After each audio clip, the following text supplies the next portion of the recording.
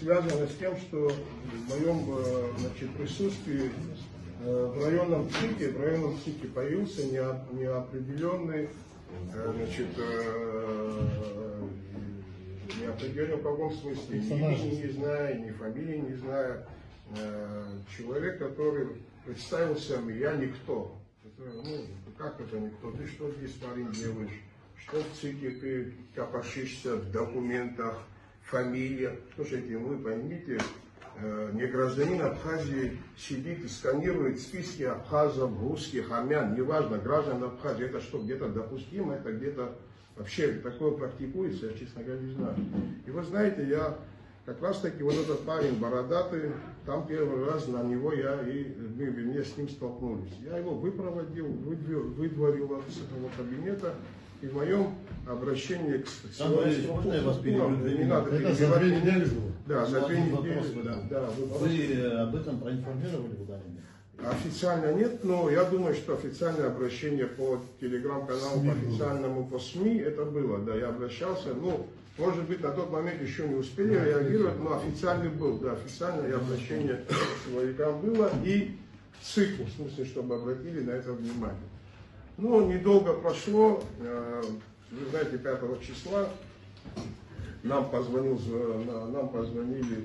значит, мне позвонили на телефон, сказали, что обнаружен штаб некий, который за ночь до этого, ночью, значит, за день до этого, каким-то уговором или каким, я не знаю, как это вообще происходило, молодых граждан Абхазии, несовершеннолетних, 14-15-летних детей были задержаны за тем делом, что они срывали агитационные плакаты, значит, с столбу, но неважно, где это было поклеено.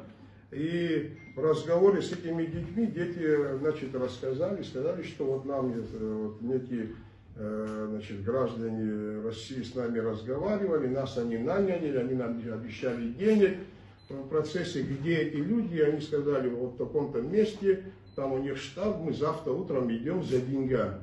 Естественно, это все проследили, это было обговорено, там были родственники после всего этого, этих детей были приглашены на все это.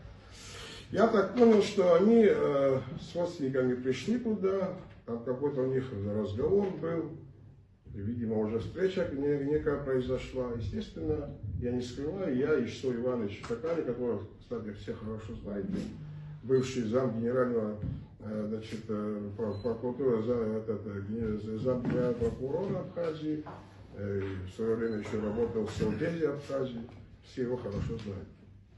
Мы, естественно, туда пришли, там уже много было людей. Конечно, я не скрываю, что я общался. И еще раз говорю, но какое было у меня удивление, когда я зашел в это здание, опять обнаружился этот бородатый человек, которого я неделю, 10 дней до этого увидел. Вопрос, кто вы, что вы. Один говорит, я просто курю.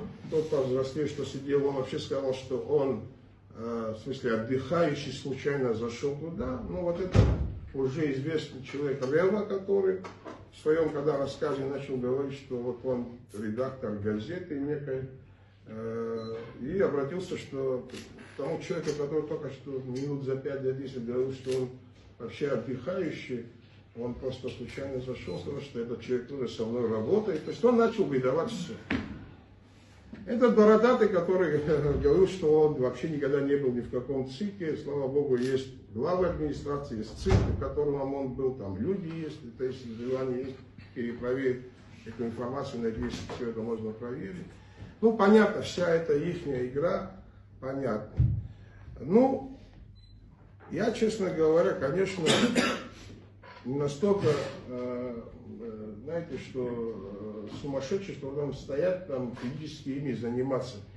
Если то, что сегодня они меняют, мне это сказали бы 30 лет назад, я сам, наверное, в это поверил бы, в их неуложу. Ну, поверил бы, 30 лет назад явно поверил.